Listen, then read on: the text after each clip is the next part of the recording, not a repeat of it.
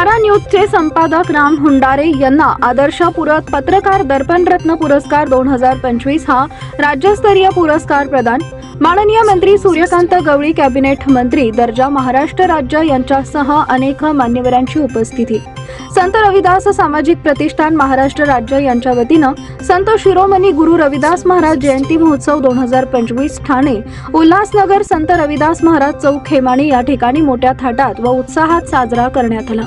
त्यानिमित्तानं संत रविदास राज्यस्तरीय पुरस्कार 2025 समाजातील विविध क्षेत्रातील उल्लेखनीय कार्य करणाऱ्या व्यक्तींना प्रदान करण्यात आला।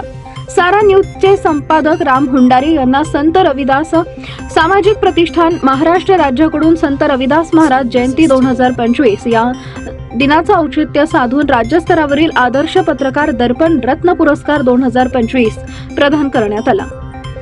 पत्रकार सुरक्षा समितीचे जिल्हाध्यक्ष तथा सारा न्यूजचे नेटवर्कचे संपादक राम हुंडारे यांनी गेल्या 5 वर्षापासून पत्रकारिता एक वसा चळवळ ध्यास समजून समाजातील वंचित, पीडित, अन्यायग्रस्त, अत्याचारग्रस्त लोकांच्या न्याय हक्कासाठी आपले पत्रकारिता पणाला लावून तळागाळातील लोकांचे प्रश्न प्रशासन दरबारात मांडून त्यांचे प्रश्न सोडवण्याचा प्रयत्न करत असल्याने राम हुंडारे यांच्या कार्याची दखल घेऊन संत रविदास सामाजिक प्रतिष्ठानच्या वतीनं संपादक राम हुंडारे यांना आदर्श पत्रकार दर्पण रत्न पुरस्कार 2025 पुरस्कार देण्यात आला।